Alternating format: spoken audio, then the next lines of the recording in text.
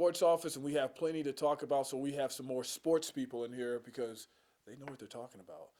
Randy Harrison from the Albuquerque Journal, James Yodice from the Albuquerque Journal, and of course, always Lawrence Gilligan is here. We got a lot to talk about, guys, because we're in March, and I think that's all I need to say. We are in March with college basketball and high school, and starting with the Lobos. They people are talking about a number one seed and all these different things. Are you guys buying into any of this, or are you guys thinking that it's going to be a golden egg laid, or they're not going to get that far? What are you guys thinking? Wow, what question. Everything I see kind of points to a number 2 seed, either a low number 2 or a high number 3, which, if they do that and they play to their seeding, they could do what so many Lobo fans want to be done here, which is reach that elusive Sweet 16 for the first time since they expanded the field. Right. That would be exciting. I think if they close out without another loss, I think a 2 seed is very possible, even probable. I think if they slip up in the tournament, maybe they get a 3 seed. And one thing it's important to remember: there's only one team in the whole country that has fewer losses than them, and that's Gonzaga. That's right. If you look at the list, so I think a case for a number 2 seed. I don't see how they couldn't have a strong case for a 2, even if they got maybe to the conference finals and lost to a team like UNLV or San Diego State or something. I think a 2 is very possible because a lot of these teams in front of them keep losing, and you have to assume they may still lose at least another game before we get to Selection Sunday. So I would not be surprised to see them get a 2. But I would echo with what Randy said. If they don't get to the Sweet 16 with this team, I just don't know what this whole regular season was about. They've got to find a way to break through one of these years and get into a Sweet 16. They've had ranked teams before. The Dave Bliss team, I think, was ranked in the top 10 for a good chunk of the year. That team didn't get to the Sweet 16. So they got up to 9. They're going to have to prove it in the tournament. If they don't, I don't care what anybody says. It's a program that serves you a great dinner but won't give you desserts. So, I think they have to have a Sweet 16. It's just, and I think there needs to be more pressure. I don't think the community puts as much pressure as they should on this program to do it. That's me. I think Lobo fans love this regular season as they should. But I think there should be more heat on this team to try and get them to the next level. And I think sometimes fans let them off the hook. Well, at that point, we're running a poll online, and the results surprised me, and apparently will surprise Yodice too. And the question was, will this season be a disappointment if they don't reach the Sweet 16? And to this point, and there's been several hundred voters, 64% have said yes. Wow. 64%. I'm glad to hear that. So how do you feel the community needs to branch out and kind of voice that? Because you're right. With the Lobos, they reign supreme here in Albuquerque. What does the community have to do to kind of maybe put a little bit more pressure out there? I don't know. I don't know. I'm a UNM grad. I just think sometimes Lobo fans they're a forgiving lot. They want to forgive and and we all take heat for it in the media when they slip up and for going too negative when we're really just trying to keep things in perspective. And, I think sometimes people latch on to that and assume that we have some agenda, but I think from a fan base standpoint, I don't know. I'd like to see them be a little harder and not be so forgiving all the time. And I think sometimes I see that. Maybe I'm wrong. I don't get a chance to watch the Lobos very much, obviously, with my high school beat. But no, I understand. That's always been my perspective. That they're just not quite. They don't demand as much from this program as I think they should once we get into the NCAA tournament. And I totally agree with you because being a UNM grad as well, Van as well, we can all attest to this. Is that they always do tend to end up tripping up there in the tournament, whether it be NIT or the NCAA, and you're just like, oh man, and then you just kind of keep going on your day, because for me, I've always been kind of just. Yeah. I went to the Washington game, that was a disappointment, and I'll be the first one to tell you it was, and it's just games like that. Disappointment why? A disappointment why? Well, I just happened to be in the area, I was covering Baylor at the time, and the Lobos happened to be in San Jose, so I'm like, man, I'm gonna go check it out. I only had an hour span to get there, so I get there, I only had enough time to watch the first half. So I get there, and maybe the Montana game would have been the one to go see, so I go and get there, and it's just a complete blowout, and it's already over by half, and you can just, being a Lobo fan, the air was just sucked out of the entire place, and you're just like, just disappointed, and that team was supposed to be a very good team. That was what with Hobson, and he got hurt. And he's injured, and then all of a sudden he gets hurt, and then all of a sudden it's over. They lost their leader. in that Yeah. situation. Yeah, but now this team this year, I mean, Kendall Williams is supposedly that leadership role, but who's really the leader? I mean, it's another guy That's every a good single thing. night, and that's the thing. You're right. It's Yeah. not relying on Darrington, who's a fantastic player, Right. but you got all these guys that can do a tremendous job out there. And I think having the two bigs this year make a difference as opposed to past Lobo teams that have gone into the NCAA tournament with a lot of momentum. It seems like Kirk and Bairstow give the Lobos that extra element that maybe they just quite haven't had. Definitely. And now they've got that inside-outside thing going like maybe never before, at least not since maybe the Luke Longley days. Yeah, I would have to agree with you. And, you look at the team overall, this team is built for a tournament. They are. I mean, just look at them. Like what you just mentioned, the bigs inside. And then Coach Alford was talking the other day about how these guys are not just big, clumsy bigs. These guys, they have soft hands. They can pass.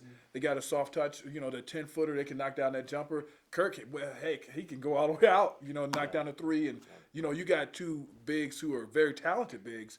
And so they seem like they're hitting their stride being together because, remember, they weren't together like that. They were subbing in for each other. They weren't together on the court at the beginning of the year, but now it's like they're hitting their stride.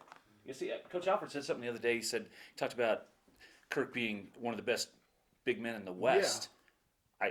I don't know. It seems to me he's one of the top big men in the country. I know. I I know would he's. agree I mean, I know with he's you. trying to sort of maybe massage the message a little bit, but it seems to me he's already one of the best big men in the country. I mean, how many 7-footers could be more skilled than this kid? I know. I mean, yes, more polished and more experienced. I get that, but yeah, I mean, a 7-footer that can step back and shoot threes And hit with a 'em. soft touch and hit them. Yeah.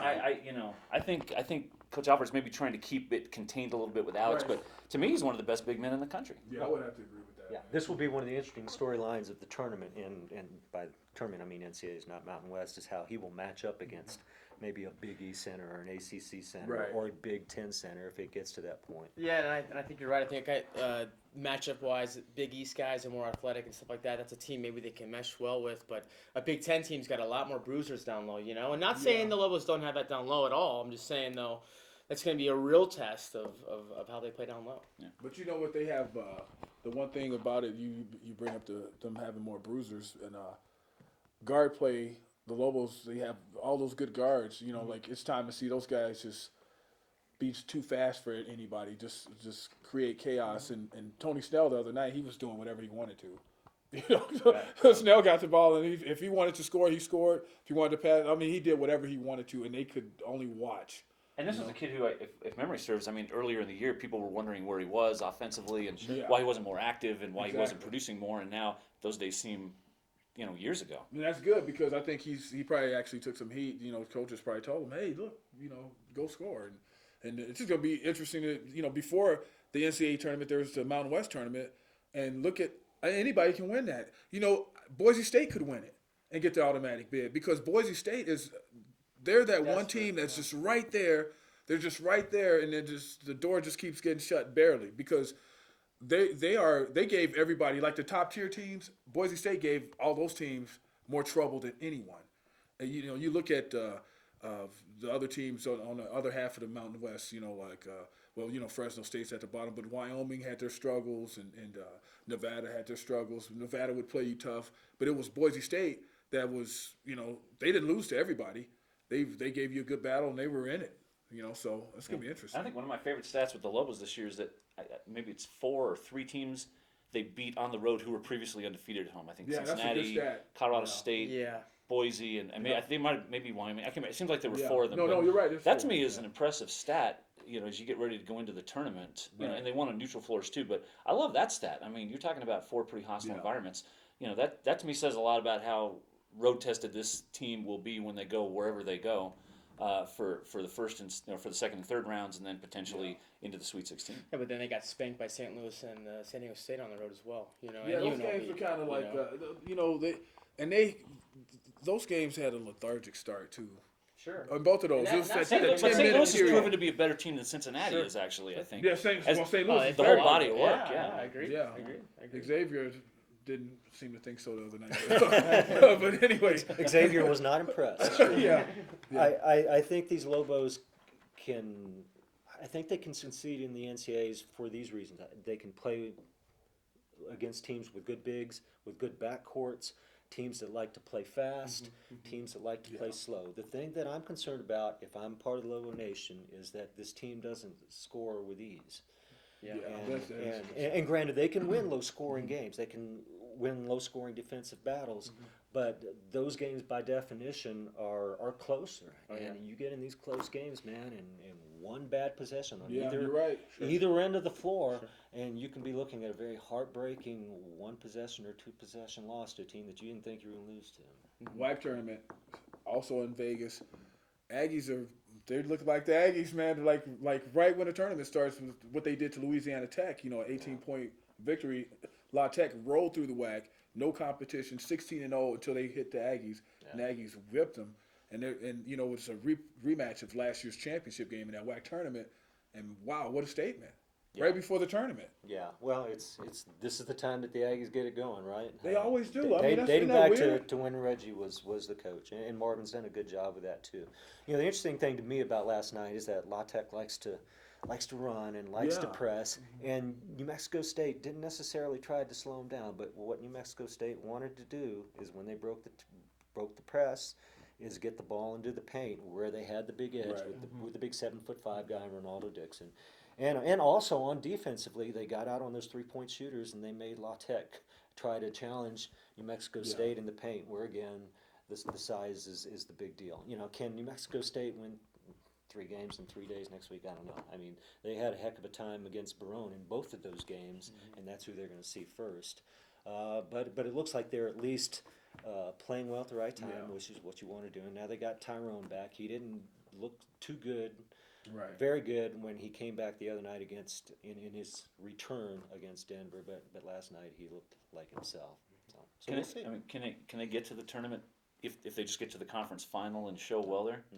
No. They have like 20, Double-digit they losses. have 20 wins, but they got a lot. I really think the big question there is whether La Tech, which has had such a soft schedule pre-conference and then rolled through a very weak WAC slate, could get that at-large bid if they, even at 26-4, don't win the Western Athletic Conference. I think the Aggies have a good shot of winning that tournament again. I do too. And speaking of winning a tournament, we'd be in a bad position to have James Yodice here and not talk high school hoops because James is all over that state tournament and wide open in 5A, man, boys. I would actually disagree You gonna say a little bit. I think El Dorado and Sandia are clearly the 2 best teams. Of course, anybody can get beat. I understand that. I don't necessarily like falling back on that cliche, though. Yeah. But El Dorado's starting 5 is as good as I've ever seen at this level in the metro area. Yeah. As long as those guys are healthy and they're not in foul trouble, they beat Sandia the other night. They almost scored 90 points against Sandia the other night, and honestly, they didn't play that well. They really didn't. They were trailing a lot of the game. Well, I wouldn't say they were trailing a lot of the game, but they the were. championship game, It was a little bit more of a bruising game than the last time they played Sandia. That team scored 90 points, and honestly, they didn't play all that great. They've had games like that because I think about the loss they had against Sandia Prep, and I They've think had that several freaked losses them like out. Yeah. Now, Zach Lee missed a little bit of time in the middle of the season Right. with a back issue, and they had a couple of losses in there when he didn't play, and they're certainly different when he plays, obviously. But yeah, that was like 2 days before they played Clovis Exactly. when they lost to Sandia Prep, and all those guys were looking forward to the Clovis trip, and it was clear they were because they didn't show up against Sandia Prep that night. Yeah. That's a red flag. I don't disagree with you there, but I just think if they decide they're going to play. Lights out. Sandia can't beat them. La Cueva can't beat them. I don't think Clovis would be an interesting matchup. Clovis and El Dorado went to overtime when they played them back in January. Although I don't think Zach played that night. Zach Lee. That would be an interesting matchup. Clovis has been playing much better basketball. They've been kind of flying under the radar. They've been playing well over the last month. So they could face El Dorado in the semifinals if it goes chalk. That would be an interesting matchup. Clovis is long. They got some long guards. They could, and they're athletic enough to kind of guard El Dorado a little bit better than other schools. But to me, it's still El Dorado and Sandia are the 2 best. And I don't like going chalk. Last year, El Dorado was a 5, and I love them to win state because they clearly look like the best team. This year, they still look like the best team. They're not as deep, and they haven't been as consistent. But with Cullen and Zach Lee, they have the other 6'7" kid, Zach Gentry, their quarterback. They've got a great point guard in Tobin Brazier, who I think is the most underrated player in 5A, bar Yeah, none. you know what? He is underrated. And Kane Martinez is a 6'3" kid with great hops and could go play college somewhere. Right. Yeah, I mean, that starting five is so good. It's going to be hard for anybody else to overcome that. Bryce is good, but he's not good enough on his own. We saw that he scored 52 against El Dorado. That still was, and they still lost by double digits. That wasn't enough. He doesn't have the complement of players like Cullen has. Wouldn't you all agree with that? Yeah, I mean, Yes. absolutely. Oh yeah, I saw that for the first night of the year when they played Cibola, and Bryce scored like 46, and he had no help at all. And I thought Bryce is just going to kill himself trying to carry this team on his back, and that's been pretty much the case all season. He's had help periodically from some other guys, but Bryce is doing all the heavy lifting on this team. He's got to have more help at the state tournament, and he can. And if they do, they're capable of beating anyone. But the problem is they haven't proven that they can. And even if they do, they still can't score with a team like Sandia or El Dorado. Do they have a player on that team who can really help them effectively? Yeah, there's a kid named Jordan Clark. He's like about 6'2", 6'3", forward. Very quiet kid. He's just one of those kids that's got a nose for the basketball. Gets a lot of putbacks, offensive rebounds. He's not a kid that can shoot it more than 5 feet, but pretty good around the basket. But as far as shooters, they don't. No, I don't see it. They've had it periodically, a game here, a game there. It's just not consistent enough for me to say La Cueva could win it. I just don't. Even with Bryce Alford in the pit where he's comfortable and that's like a home. Colin Neal, that's his home too. So it's a wash. Yeah, it's a wash, and El Dorado's got the better group. Yeah, and they actually have a tough first round matchup against Frisco Heritage. I mean, I've seen them play a couple times, but the times that I did see them play, just stymie defense. A team that doesn't want to quit. Not saying that they might beat La Cueva or not. Who knows? But I'm just saying that's a pretty tough first round matchup. If Atrisco shoots the ball well, I totally agree. That's what about them. Remember we were talking about that. They, as a team, they click as a team, man. I mean, you could have a collection of athletes like I'm thinking about UNLV, a collection of athletes, and you get a team like Colorado State, and UNLV will have trouble because Colorado State plays as a team, but UNLV is a collection of athletes. And you think about Atrisco, they play as a team like that. And going up against anybody else, they have a lot of success because everybody's doing their role, and so that's a tough matchup. We'll have to see. La Cueva beat them in the Metro final, and they beat them by about 20 points up at Atrisco, like about a week before they played the Metro tournament, or actually it was in December, and La Cueva handled them pretty well both times. But Atrisco's a scary team. I totally agree. They've got 4 or 5 shooters on that team. You never know. A couple of these guys start stroking it. You can never tell. I would not call this a slam dunk first round win for La Cueva. Atrisco will make them grind for it, I'm sure. Okay, quickly, I know you guys have to leave, and just quickly, girls 5A. I won't go through all the divisions of the boys, and just 5A. Girls 5A. I think girls 5A is more open than the boys to me, anyway. And certainly the boys' field is deeper. I know that, but the girls are top heavy. There are 5, maybe 6 if you include Volcano Vista. Yeah. 5 good teams at the front: Clovis, Mayfield, Cibola, Hobbs, La Cueva. All 5 of these teams are capable of winning it. Clovis has been the best team all season. Their only 2 losses are to Hobbs. The Danny Williams kid, she's been fantastic for them all year. Cibola's very good. They're quick. They're athletic. Cibola's very quick. They're athletic. They rebound well. They've got a post named Cassandra Harris, who's not big really by post standards, not like the Tate Zeller girl from Las Lunas who's 6'2". Right. Cassandra's only maybe like 5'9", 5'10", but very skilled around the basket. Cibola's athletic enough to play with Hobbs or Clovis. And Lori Mabry, the Cibola coach, she's already taken 2 teams to the finals, and that was as a 9 seed and an 11 seed. Right. So she's got a good group. I would say if I was going outside the box a little bit, Cibola would be the team that comes to mind. La Cueva's obviously very, very good. La Cueva and Sleeveless with their 2 games.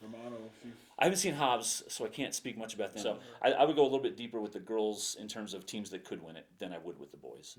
All right, on that note, Randy, James, Lawrence, Van, Robert Pugsley behind the camera. We'll see you next time.